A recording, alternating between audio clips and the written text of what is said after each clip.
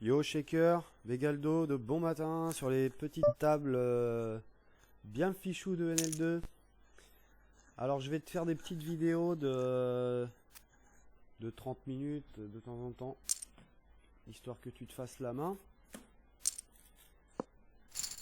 Alors, stratégie générale, normalement il faut jouer tight, voire très tight.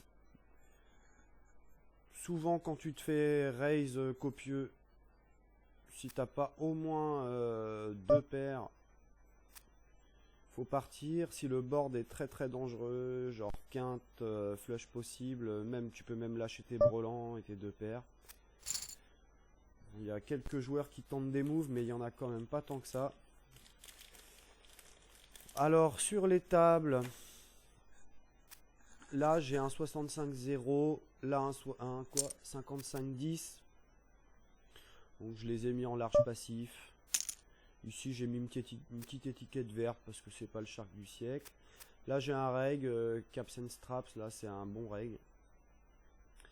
Ici 50-29, alors lui je le connais pas. Enfin 50-29 avec un pseudo comme ça, truc de ouf.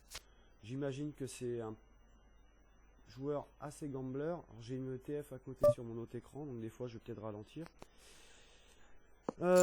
Qui d'autre? Lui je le connais pas. Bon là j'ai double paire, je vais tout de suite miser. Je vais pot. C'est vrai que j'arrive à enlever ma barre là. Ah putain, alors ça c'est pas bon ça. Bon en même temps elle est très passive. Si elle a le valet, je vais vite être au courant. J'en étais où? Oui, alors à cette table là, Karim, je crois que c'est un joueur qui joue de façon assez académique. Et FJ, là, je le connais pas. Je vais juste mettre que je le croise en NL2. Hop. Voilà, alors, historique. Pas vraiment d'historique. Ici, j'ai un large passif. Je vais changer l'étiquette. Hop. Pas de choses particulières. Là, j'avais des tables dynamiques tout à l'heure. Là, on a des tables assez calmes. Alors, on va surtout privilégier le jeu en position. Jouer ultra tight UTG. Jouer assez large cut-off bouton. Isoler les limpers tout le temps, que ce soit en position ou hors de position. On va 3 bêtes pour value sans arrêt. C'est-à-dire que dès que je vais avoir As-Roi, As-Dame, paire de 10 plus, je vais y aller. Après, contre des règles, là, lui tout à l'heure, je viens de lui faire un move là, que j'ai mis sur Facebook d'ailleurs. Contre des règles, je peux tenter des petites fantaisies, mais sinon, contre les autres, on va éviter de faire des moves. Alors là, je vais pas 3 bêtes parce que je vais faire folder toutes les mains que je bats. C'est-à-dire les As-10, les As... Merde, ah putain, j'ai pas eu le temps de jouer. Les As-10, les As-9. Là, j'ai As-Roi. Bon, sur un board comme ça, je vais essayer bête au moins pour faire folder les pockets. Si je suis payé une fois, je pense que je vais pas de contrôle. Oui, alors là, j'aurais pas 3 bêtes As-Valet parce que il lâche pas As-Dame, il lâche pas As-Roi. Par contre, il va lâcher As-10, As-9. Donc le but, c'est un peu de garder dans le coup les mains qu'on bat. Et quand on est en bluff, de faire folder les mains qui nous battent. Comme d'habitude au poker. Je vais rajouter une 4ème table, si possible. Je crois que je suis déjà en liste d'attente. Tiens, il y en a une là. Hop, ça se sera fait. Ok. Alors. J'ai ma TF à côté là. Du coup, des fois, je suis un peu distrait. Alors, si c'est 7 UTG, on va folder. Là, j'ai un 17-17. Alors, ça, c'est intéressant ça. Là, on me propose de m'inscrire sur une autre table où j'étais en liste d'attente. Je vais me barrer. 17-17. Alors oui, le HUD, VPIP, preflop raise, aggression factor, classique. Taux de 3 bêtes. Donc là, lui, on voit qu'il 3 bêtes light, c'est sûr. Il a 11% de 3 bêtes. Là, c'est Attempt to Steal, donc 40%. C'est un mec qui joue la position. Fold to Steal, 100%. Bon, j'ai pas beaucoup de mains. Hein. Là, j'ai le C-bet et là, j'ai le Fold to C-bet. C'est juste pour savoir un peu comment me comporter pré-flop. Est-ce que je dois call un 3 bet? Est-ce que je peux 4 bet light? Est-ce que je peux tenter un move sur un mec comme ça? Par exemple, il vole 40%, donc je peux peut-être le surrelancer quand je suis en big blind, en bluff. Et bon, bah les c-bet, c'est pour savoir si je peux tenter des floats. Et le fold to c-bet, c'est évidemment pour savoir si mon c-bet va être rentable. Donc là, roi 10, lui il commence à me chauffer un peu là. On voit qu'il... Je peux presque tenter un 3 bet, j'en ai pas fait beaucoup, je vais en tenter un pour voir comment il se comporte. C'est pas nécessaire, mais... Ça commence à m'énerver un peu là, voilà. Éviter de se faire marcher dessus, j'ai une bonne image, donc c'est un move qui va souvent passer. Alors en cash game, il faut raisonner au long terme. Par exemple là, on va faire un petit... une petite marche arrière. Et faire un petit calcul. Hop. Merde.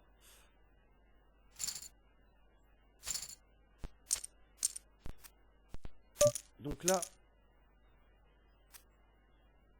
Ah la merde. J'arrive pas à l'avoir. Oui. Là le pot fait 9. 9 centimes. Je 3 bet 18. Donc en fait je risque 18 pour gagner 9. Donc si le move passe plus d'une fois sur deux, je vais gagner de l'argent sur le long terme. Parce qu'une fois sur deux, je peux potentiellement perdre 18, mais une fois sur deux, je ramasse 18. Donc si le mec fold à plus de 30%, à plus de 50% sur les 3 bêtes, le move va me rapporter de l'argent sur le long terme. Voilà la logique du 3 bêtes. Donc là, on va jouer tranquille. Mais j'ai pas encore fait... normalement, j'ai un fold to 3 bêtes dans mon HUD. Là, c'est mon HUD de MTT parce que je viens de changer de tracker. J'ai pas fait un HUD dédié 3 bêtes. Mais je mets le fold to 3 bêtes dans les stats pour justement savoir si mes 3 bêtes peuvent être rentables ou pas. Alors, je push sur ma TF à côté. Tiens, on va faire un petit aparté. Est-ce que ça va passer? Ah, je suis call par Michel. Et je bust. Ou pas. Ah, et non. Allez. Salut. Ça, c'était le petit aparté MTT. Bon, on va se concentrer sur l'étape de cash game. Là. Je vais virer ça. Alors, là, j'ai une paire de 3. Bon, bah, je vais raise tranquillement.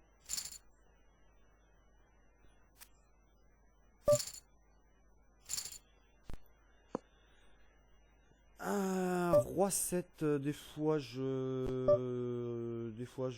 Ouais. Là je crois que j'ai un joueur assez mythe.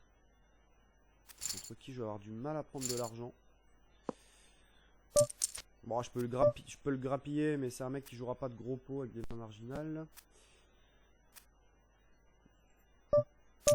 William, il a 5 étoiles là. Je présume que c'est un mec qui fait du volume. Peut-être même au-dessus. Qui allait... C'est un joueur que je joue souvent en MTT. Bon, je vais relancer toutes les paires. En NL 5-10, j'aurais tendance à folder. Paire de 3, UTG. En NL 2, ça reste rentable. Par contre, si c'est à 3 bêtes, je vais folder. Qui allait, donc c'est un joueur que je joue souvent en MTT. Je sais que c'est un large passif. Donc large passif pour moi c'est une carte.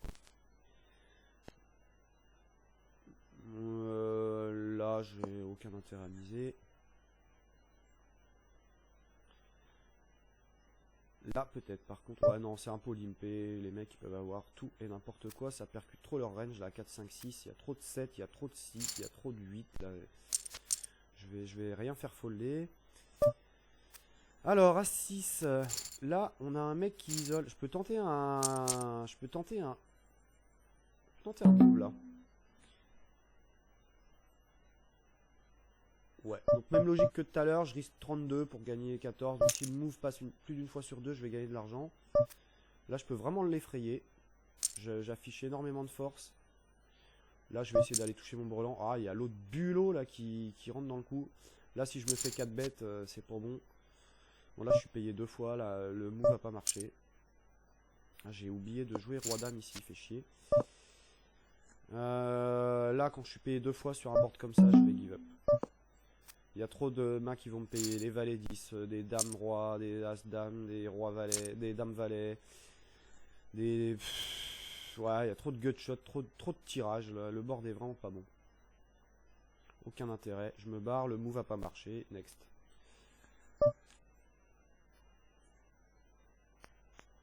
Est-ce que je pourrais pas tenter un check raise là-dessus? Ouais, non, lui, quand il mise... il a 1,5 d'aggression factor. Quand il mise, il a toujours un petit quelque chose. Dame 10 UTG, j'aurais foldé. Alors là, lui, il met 0,8. Je sais pas si c'est de la value ou si c'est son standard. Ah, lui, il a un tirage là. Il mise pas assez. C'est pas possible qu'il ait une dame là.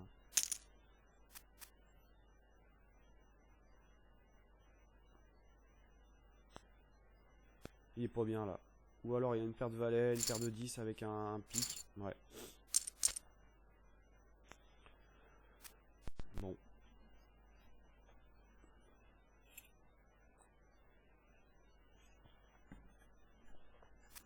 Ici, je pense que j'ai un joueur compétent. Je vais le mettre en brocheton pour l'instant. J'en sais pas plus, mais ça se voit. Tout de suite, 18-16, c'est des belles stats. Bien tight. 7% de 3 bêtes. Ça veut dire qu'il y a une petite range de 3 bêtes light là-dedans. Voilà, il vole 33%, donc c'est impeccable. Il pourrait même voler un peu plus. Il colle pas trop sa grosse blinde. Il sait bet 2 tiers du temps. Enfin voilà, il a des bonnes stats. Donc là, on a un joueur compétent. On va s'en méfier. Bon, j'ai la position, c'est parfait. Ici, j'ai 237 mains sur 2062 qui vient d'arriver. Bon, là, roi 9 au cut-off, je vais relancer. Ici, j'ai Caps and Straps qui me connaît, qui peut me faire un move. Mais... alors là, c'est pareil, j'ai un 19-16. C'est un joueur serré. Bon, je vais pas lui mettre d'étiquette, le tracker suffit. C'est pas non plus, ces stats sont un peu difficiles à... Je pense qu'il est un peu trop tight quand même. 23%, il vole pas assez. Fold to steal, 92, c'est beaucoup trop élevé. Il défend pas assez sa blinde. Quand il s'est bête, ouais, il a un bon taux de ses bêtes. Bon, il y a quelques petits trucs à exploiter chez lui. Donc là, c'est vraiment, il faut trouver les petites faiblesses dans les stats des joueurs. Hein. Là, il a un fold tous ses bêtes de 100%. Bon, je sais pas l'échantillon, mais là, il y a peut-être quelque chose à exploiter. Il y a sa grosse blinde à exploiter qui défend pas assez. Et puis c'est déjà pas mal. Par contre, lui, on va éviter de le 3 bet light en blinde parce qu'il est jamais vraiment en merguez pampa quoi. Donc on va éviter. Le HUD sert à ça, hein, tenter des moves et éviter certaines erreurs. Alors, je suis pas très concentré sur les deux autres tables. Donc souvent, dès que j'ai un joueur qui cave pas max, comme celui-là, je lui mets une petite pastille. Pas de fiche, je lui mets une petite pastille de petit joueur moyen. Sachant qu'un joueur qui s'intéresse un minimum à la stratégie cash game, voilà, je vois que la table est assez serrée, là ça joue propre derrière, je vais ouvrir mes as, je vais piquer le bouton, là en fait je suis en train de piquer le bouton de Caps and Straps là. Oui, qu'est-ce que j'étais en train de dire? Ah oui, les joueurs qui cavent pas max ne sont jamais des règles. La stratégie cash game exigeant. Donc là c'est pareil, j'ai un hit ici, donc je vais lui piquer son bouton. Pareil. Quand j'ai un mec qui 3 bet beaucoup, là, je fais pas ce genre de truc, mais ah bah évidemment, la fois où je lui vole son bouton, je me fais 3 bêtes. Alors lui, il 3 bet jamais. Donc là, je suis hors de position, je vais perdre de l'argent sur le long terme, je me casse. Là, mon as, même si c'est pas cher, ça c'est des petits coups qui vont me coûter de l'argent sur le long terme. Parce que déjà, je vais perdre un centime à chaque fois, c'est que dalle. Mais quand je vais toucher un as, je vais jamais le rentabiliser et je vais souvent être battu. Donc c'est un fold, même si c'est tentant. Ici, je peux tenter un petit un pseudo squeeze. Là, je vais avoir la position post-flop. Bon, là, la table va casser. Je vais faire un petit tour ou deux, voir s'il y a un autre joueur qui arrive. Mais bon, vu qu'on est en 3 max, je vais élargir un peu, tiens. Même si là, j'ai vraiment un joueur de merde, là. Bon, là, j'ai un petit pseudo tirage. Alors, valet 9, est-ce que ça 3 bêtes? C'est tout le temps ça qu'il faut regarder. Là, ça 3 bêtes. Ah, des fois, il faut mixer un peu ses ranges. Par contre, j'ai un bulot là, en blinde. Ouais, je peux le tenter, c'est un peu marginal, mais faut mixer un peu ses ranges, notamment contre des joueurs comme ça. Faut essayer de les surprendre un peu. Je vais avoir un mec ici là en... Ah putain. Bon là c'est un fold automatique. J'aurais bien voulu que lui call par exemple, j'aurais eu la position post-flop sur lui. Avec une main à potentiel. Bon là je me fais 3 bêtes, le plan marche pas. Et lui quand il me 3 bêtes et que je suis hijack, c'est rarement un bluff. Donc voilà, là on a wins. Là, même principe que tout à l'heure, j'ai pas d'intérêt à 3 bêtes ici. Parce que je vais faire folder ce que je bats, c'est-à-dire As-Valet, et je vais me faire envoyer par ce qui me bat, c'est-à-dire As-Roi. Donc on va aller voir un flop en position. Là, je présuppose que sa range est assez strong, quoique lui, ouais, si quand même. Il joue 15-14 sur cette table en tout cas. Là, j'ai valet 8 au bouton, je vais raise. Là, j'ai perdu quelque chose. La dame 10, j'aurais dû relancer. Je joue pas assez vite là. Je fais des commentaires. Donc... Là, je vais tenter un float. Je touche mon as, c'est pas mal. Donc là, bon, bah là, je pense que je vais call. Hein. Je vais call tranquille. J'ai pas d'intérêt à raise. Je peux garder des as-valet. Il peut check la river en give up et j'aurais... Par contre là s'il mise, c'est un peu emmerdant. Sa mise est assez faible.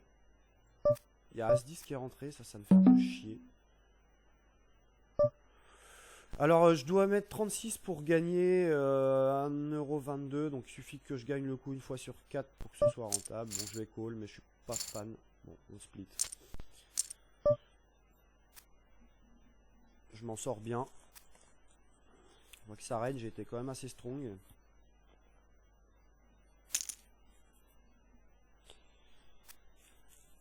Un truc de ouf par contre. Donc, je vais lui mettre une pastille en attendant. Ça les pastilles quand je mets vert pas très prononcé comme ça, c'est que c'est pas un reg. Et c'est que j'ai pas encore trop cerné le joueur, mais ça me permet de choisir mes tables après. Parce que dans le lobby, jeter un oeil, là j'ai pas de main. Attends, j'ai As-9, là j'ai peut-être 3 bêtes. Ouais, je pense que là je vais tenter un petit truc. Sa mise est trop faible à 4 centimes, voilà.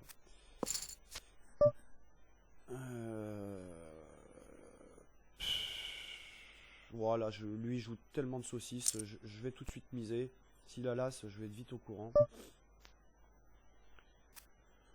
Ouais, je vais peut-être même 2 barrels. J'aime pas trop, mais quand je vois ses stats... Oh là là, il me colle 2 fois. Ah, je chatte mon œuf, alors ça c'est parfait. Bon, je vais miser moins cher.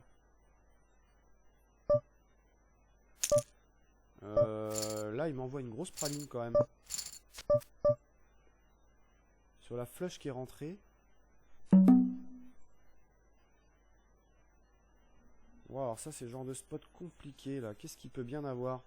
As-9. J'aime pas la flush là. Quand tu te fais raise comme ça en NL2, c'est jamais bon quoi. J'ai combien de mains? 44 mains. Bon, c'est un peu un dégène. 53-17. Joueur très agressif. Putain, il faut que je gagne le coup une fois sur deux là. Parce que j'ai 60 à mettre dans 1,20 €. Ah putain, j'aime pas ce spot là. Et puis même ces brelans me battent là. Je suis pas fan. Allez, je vais call, mais j'aime pas. Ouais, putain, ouais. Là, j'ai fait une erreur. Je te l'ai dit en début de session. Quand tu te prends une grosse praline en NL2, c'est jamais bon. Faut lâcher, même les brelans. Je l'ai dit en début de session et là, je suis pas ma ligne. Bon. Bah voilà. À la limite, c'est des vidéos pour t'apprendre un peu à comment ce qu'il faut faire et ce qu'il faut pas faire. Bah, tu viens de voir ce qu'il faut pas faire. Je perds quand même un tiers de cave dans l'histoire. Là, roi 8 contre un mec qui ligne PTG.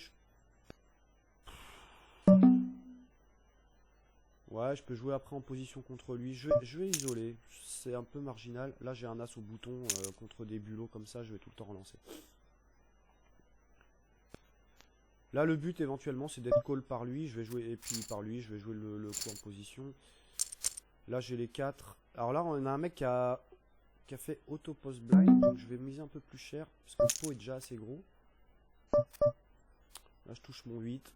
Board à tirage. Bon, de toute façon, je vais essayer de bet 100% du temps. S'il n'a pas le valet, ça va être dur pour lui de continuer. Voilà, donc ici j'ai mis 10 centimes parce que là il y a un mec qui est en auto-blind. On peut quand on est. Bon, là je vais limper. Lui, on a vu qu'il a joué des merguez. Donc je vais lui mettre une petite pastille. Là il y a un mec qui caffe pas max. En même temps, il a des bonnes stats alors. Je vais éviter de lui mettre une pastille. Là j'ai un board dégueu. Je vais faire pot de contrôle.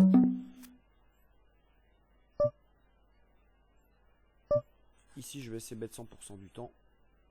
3 quarts pot. Là, je vais le garder dans le coup, lui. Il peut avoir un as. Le valet est bon et pas bon. Il fait rentrer les quintes, mais il fait aussi rentrer des petites doubles paires, du genre... Je pense que là, vu qu'il est short stack, je vais tout mettre. S'il a une double paire, il va jamais lâcher. S'il a un as, il peut être tenté par le diable. Ouais, il faut aller. Bon, bah, paire de 3, comme je disais, hein, en NL2, on peut jouer. Par contre, c'est no set, no bet, quoi. Si on touche pas au flop, si on se fait 3 bêtes, on s'en va. Alors après, dans des certaines vidéos, bon, il y a des joueurs qui conseillent de jouer un peu plus tight, de démarrer à paire de 7, paire de 8. Moi, j'aime bien. Et au vu de mes stats, j'avais épluché un peu mes stats de tracker avant et bon, j'arrive à les rentabiliser, je fais pas d'erreur. Voilà, là on suit le plan de départ. Hop, on touche pas, on s'en va.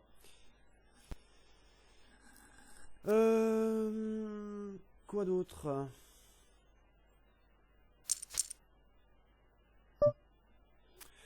Donc paire de 2, bah voilà, on raise. Hein. Chomsky va call une fois sur 2. Bingo. Donc là par contre on va pas forcément. Je vais jouer assez vite par contre parce que les joueurs. Là j'ai fait un timing tel un peu hésitant là. Ouais, ça passe. Là je l'ai fait contre ce joueur là parce qu'il a un fold tous ses bêtes énorme de 70%. Donc le move va très souvent passer. Là j'ai une gut shot, backdoor flush draw. Le joueur vient d'arriver à la table. Je pense que je vais l'agresser tout de suite. Alors là je vais call. C'est pas terrible mais là ça va peut-être ralentir l'action. Voilà, il pote. On va me barrer. Ça c'est un peu Spewy. J'avais pas d'infos sur lui. Là c'est Spewy quand même. Je perds 33 centimes ouais, sur un coup que j'étais pas obligé de jouer. Ça faut éviter. Bon, je fais des petites fantaisies parce que j'ai la bankroll et je suis aussi là pour m'amuser. Mais si tu veux vraiment grinder, faut folder. Dès qu'il raise, enfin, dès qu'il... Je raise au flop, il me re-raise, je crois, là. Ça sert à rien d'insister. Donc moi je me permets ce genre de fantasy parce que mon win rate j'en ai un peu rien à foutre. Je suis un peu là pour me faire la main. Mais si toi tu veux vraiment monter ta bankroll, faut pas faire ça. Donc là roi 7 en position, je vais tout ce qui est suité, Broadway suité à partir de dame 9, dame 8, roi 7. Roi 7 c'est le bas quand même. Là je vais défendre ma blinde tranquillement. Qu'est-ce que j'ai là? J'ai pas une... J'ai un tirage mais... Bon là on voit que le sizing est pas bon. Alors ça c'est pas un bon joueur ça. C'est pas un sizing c'est pas propre quoi. Donc je vais call là, je peux pas faire autrement. J'ai que 4 centimes à rajouter pour en gagner 20. Je peux pas folder, ce serait une erreur. Là je vais essayer de bluffer la dame. Qui en même temps est bien dans sa range. Mais bon. Il peut avoir des as 8, 9, voilà, bon, ça passe. Là, je me fais pote. On va partir.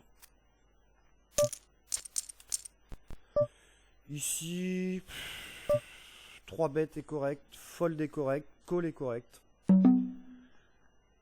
On a un joueur assez tight.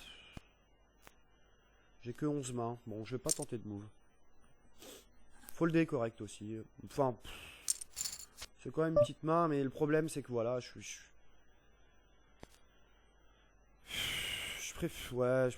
préfère le fold en fait, presque. Parce que quand on va toucher notre flush ou notre quinte, on va rarement la rentabiliser vu qu'on est le premier à parler. On sera trop face-up. Je pense pas que sur le long terme le call soit très très bon. Le 3 bet à mon avis est meilleur, ou le fold.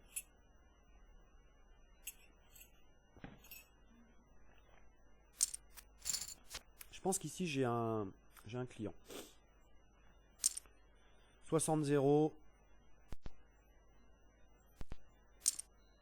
Je pense que j'ai un client.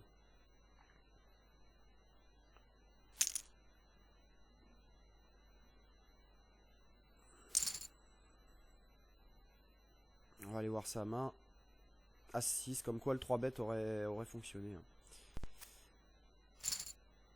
6-9, ouais. On a un client. Il va jouer any 2 6. Donc là, dame 10 hors de pause. Sur un raise UTG. On joue pas. Voilà, c'est typiquement le spot où on va se casser la gueule. Quand on sera payé, et ben on sera payé par dame valet, roi dame, as dame, brelan de 4, brelan de 7, paire de roi, paire d'as. Donc en fait, on va se mettre tout le temps dans des spots compliqués. Hors de position, donc on jette. Ça, c'est tout le temps une flush. Chomsky ne va jamais... Ah non, même pas. Oh putain. Alors là, je suis hyper surpris. Là, je devrais prendre une note. Je suis un peu feignant ce matin.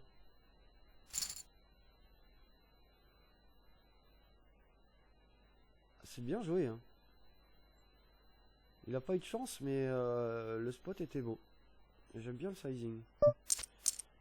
Ça fait vraiment, je value une petite dame de pique. C'est pas mal, j'aime bien. Et le petit call là fait, ouais, je vais chercher mon tirage. J'aime bien la line. Ouais. Alors là, j'ai un super spot pour aller chercher un brelan. J'ai 4 joueurs. Donc si je touche mon brelan, il y en a souvent un qui va me suivre parce que sur 4 joueurs, il y en a souvent un qui va toucher sa top pair. Bon, ça fait 30 minutes, je vais encore en faire 10 parce qu'on n'a pas eu trop d'action.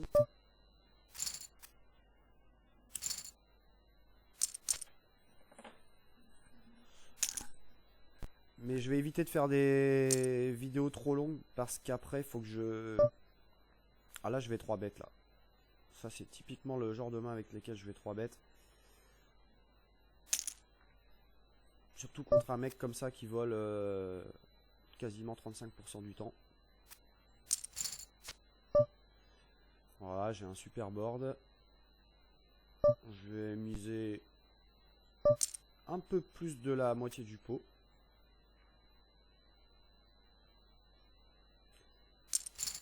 Je suis call, je touche ma flush. Bon bah alors là c'est le scénario idéal.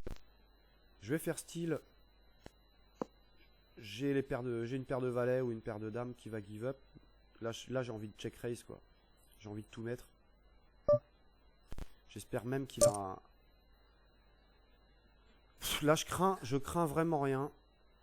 Je crains vraiment rien. Je vais call. Oh la dame est parfaite. Je vais check.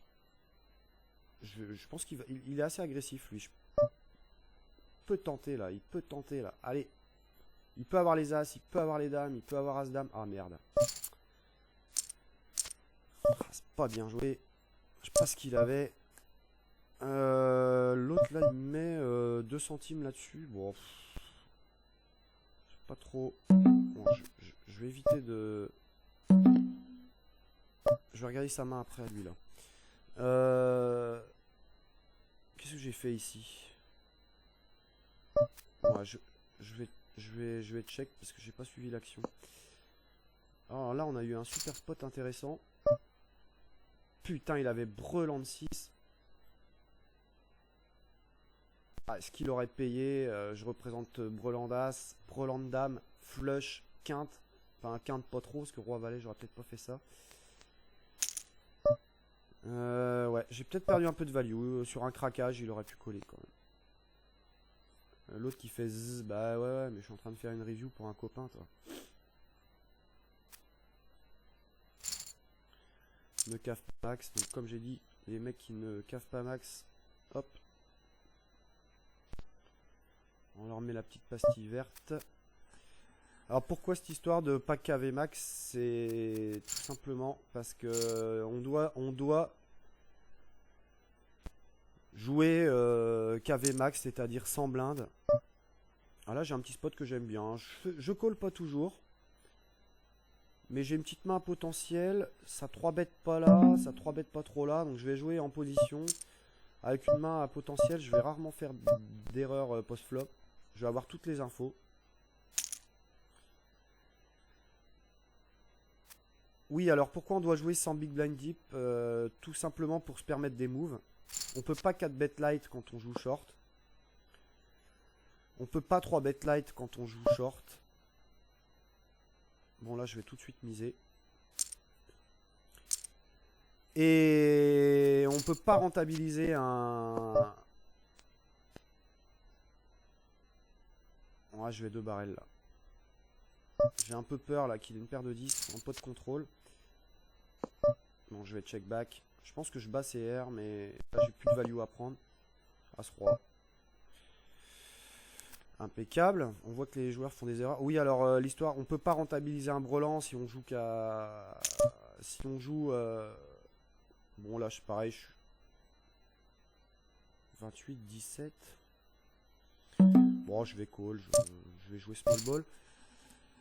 On peut pas rentabiliser une quinte, une flush assez suffisamment souvent si on n'est pas KV max. Donc en fait, la fois où on va toucher notre brelan, notre tirage, ou alors la fois où on va partir à tapis, compensera pas toutes les fois où on aura laissé 50 centimes. Si une fois sur 3, je vais chercher mon tirage couleur et que je perds 50 centimes parce que je le rate, je vais miser 3 fois 50 centimes, donc je vais perdre 1,50 €. Et la fois où je vais le toucher, bah si je suis KV qu'à 1 €, je vais récupérer que 1 €. Donc sur le long terme, je vais perdre 50 centimes. Alors que si je mise 3 fois 50 centimes et que la fois où je touche, je double à 2 €, sur le long terme, je vais gagner 50 centimes. Je ne sais pas si tu suis le raisonnement, je pourrais te réexpliquer. Mais donc, il faut toujours KV max, quoi. C'est une grosse erreur. Et alors, les mecs font souvent l'erreur d'aller chercher des tirages. Par exemple, lui, là, c'est le genre de mec quand il va toucher son tirage, il va être content, mais sur le long terme, il perd de l'argent. Ils s'en rendent pas compte, les mecs. C'est insidieux en fait, c'est 20 centimes par-ci, 30 centimes par-là, mais à la fin du mois, ça fait des sommes. Bon, là, je joue roi 10 parce que j'ai une table facile. J'ai pas de mec qui 3 bet light. Ça, par exemple, en NL5, NL10, avec un bon règle compétent en position, c'est même pas la peine. Eh bah, évidemment, alors à chaque fois que je le dis, je me fais 3 bêtes. 44 mains, c'est la première fois qu'il 3 bet. Il a pas de profondeur, donc là c'est pareil. Je pense que je vais lâcher. Là j'ai dame 10 au bouton, je vais raise. Ouais, je suis un peu lent et du coup je fais trop de timing tel là. Ouais, et du coup je me fais payer. Ouais. Du coup là je suis un peu emmerdé. Bon, il y a pas mal de draws en même temps. Je vais 2 barrels. Dans l'idée de mettre le troisième. Et alors là, on va avoir le droit à une mise de... Voilà. Donc là, ça c'est typique NL2. Salut.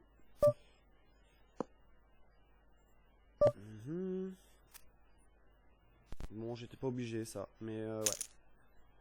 Je fais un peu des timing tels. Enfin, les mecs croient que je suis en train d'hésiter alors que je suis en train de commenter. C'est pas très bon. Bon, je vais encore jouer 2-3 minutes. Ah, ça c'est ma courbe de tournoi.